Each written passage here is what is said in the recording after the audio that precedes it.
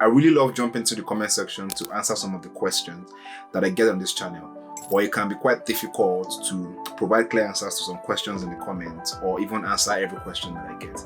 So recently, I asked in the community post that people should ask me anything that they want to know about UX design or even personal questions, and I promise to answer those questions in my next video. Well, this is the video where I get to answer those questions. Gladly, there were no personal questions, so that makes this even way easier for me to do. Let's get into it.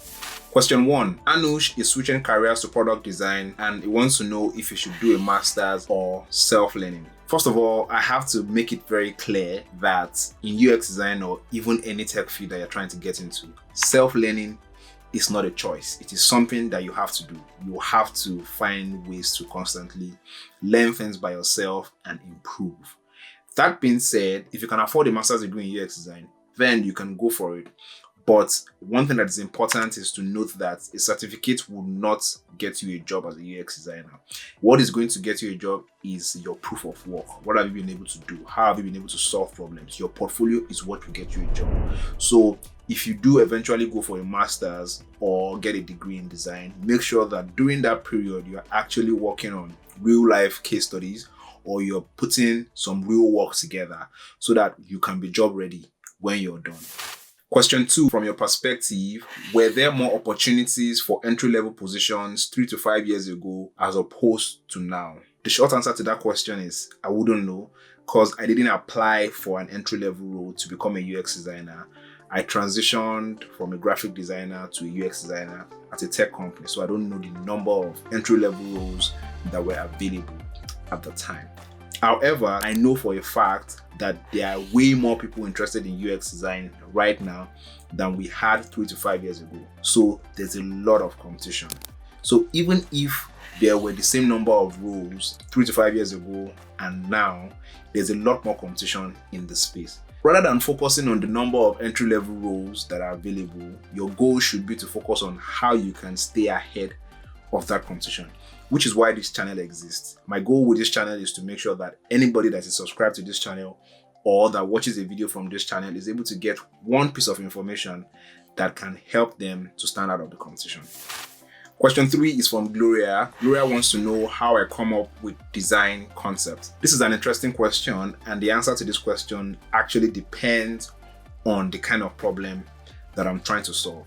But regardless of what the kind of problem is, first of all, I try to understand the problem from the user's perspective. That is, why is the user facing this problem and why do they want this problem solved? And then I try to understand the problem from the business's perspective. What is the opportunity that the business stands to gain by solving this problem? That would really help to position the kind of design concepts that I explore. Once I've been able to understand all of those things, I would now try to find design inspiration, find how other people have solved a similar problem. Those people could be competitors or any other product that has been able to solve that same problem. I do this by trying to Google the problems using Google searches.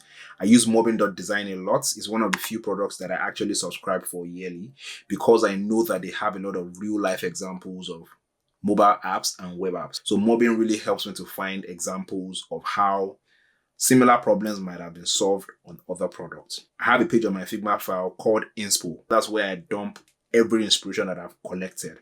In the process of doing that, it helps me to understand how these people were able to solve this problem and why they solved it in that manner. Then that would help me to come up with my own ideas.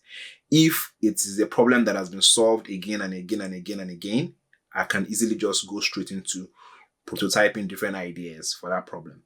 If it is a problem that is novel, that is, it hasn't been solved before, or there are very few examples of how it's been solved, I go back to a little bit of sketching to understand how best to design a concept that solves that problem visually. One thing that I also do that is very, very important is to explore as many options as possible.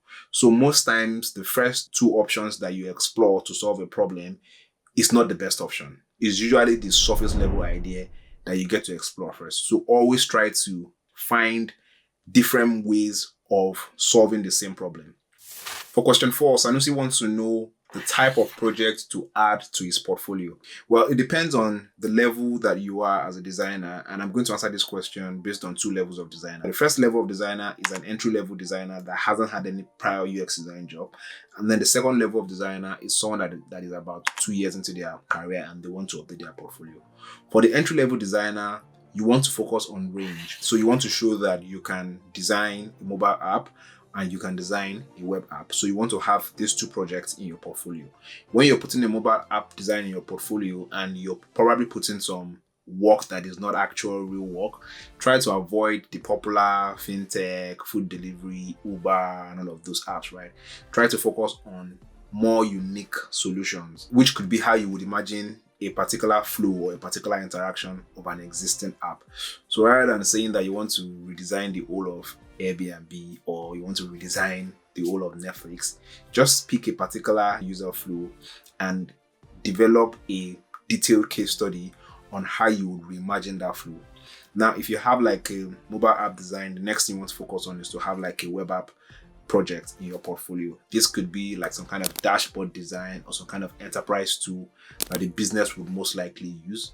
So that way you are able to show range. Now, for someone who has been like 2 years plus into their career and they want to update their portfolio, here you want to show a bit of range and depth, right? So in showing range and depth, you want to show that you've worked in maybe a fintech industry and maybe you've worked in another kind of industry. So you could pick like 2 or 3 industries that you've worked in, or you could pick one industry but different kind of problems that you solve in that industry, or different kind of problems that you solved in the current place that you work. But here you want to go deeper into how you solve the problem, and you want to really leverage on how you tell the story of how you've been able to solve a problem as well. Those are the kind of project that you want to have in your portfolio. You can refer to this video where I talk about what makes a great UX design portfolio. The most important thing to focus on when putting projects together in your portfolio is quality over quantity. So if you've worked on 10 projects, for example, you want to pick the highest quality projects and put them in your portfolio. If you have only 2 projects that are high quality, then that's what you should put. If you have 3 projects, it's fine. I normally don't like to go beyond 4 projects in the portfolio. Once you have like 6 projects, there's a chance that 2 of those 6 projects might be fillers, and you want to remove fillers from your portfolio. And then question 5, which is the last question from Brenda. I would love your take on how to best collaborate with different stakeholders on the team, PM and engineers, for example. I actually left the best for the last because I think this question is very, very important. I believe there are 3 ways that you can improve collaboration with your stakeholders and your other team members. The first one is to establish a relationship with your team members outside work. So try to know them beyond the work that you do together. Try to understand some things about them personally. What do they enjoy doing? What do they spend their weekends doing? So this means that whenever you have like social events that requires you to have social interaction with your colleagues, you shouldn't turn down those kind of events, because that is where you actually get to build trust with your colleagues. Once you're able to build trust, it's going to be easier to collaborate with them. Secondly, you want to show your work often. Don't wait till you have formal presentations with your colleagues before you show your work. So share snippets of your work. It could be screenshots, it could be screen recordings of your work, so that you can invite them to give you feedback. When you invite them to give you feedback, it shows that you want to hear what their thoughts are. One of the things that I do to share my work more often is to do quick screen recordings, especially like using Loom, or I think Slack has the screen recording feature as well, where you can just record your screen and talk through your flow and ask for feedback. 2-3 minutes of screen recording, and you can share that. And I've realized that my team actually loves that, right? Because it helps them to quickly contribute ideas that I can start thinking about immediately. Now, the third one is to have a high level understanding of what appeals to your stakeholders and members of your team, so that you can identify the best ways to collaborate with them. For example, something that might appeal to your product manager is proactively sharing your work so that they understand what the next line of action would be, because that's the way they think, and also contributing to the product strategy. That way they are sure that the designer that they are working with is somebody that is business savvy, so they're not the only business thinking person in the team. Something that could appeal to an engineer would be how you can help them make their work easier by making sure that your work is properly documented, and making sure that you're not introducing design patterns that are difficult to code for them. So if there's a simpler way of doing something that results in the same outcome and would reduce the time that your engineer actually needs to implement that thing, then you want to find what that simpler way is, and you want to be able to communicate that effectively using documentation. You should try not to be a pain to the people that you're working with. And this doesn't mean that you should just agree with everything that they say, but you should understand what appeals to them most and try to see how you can hear them.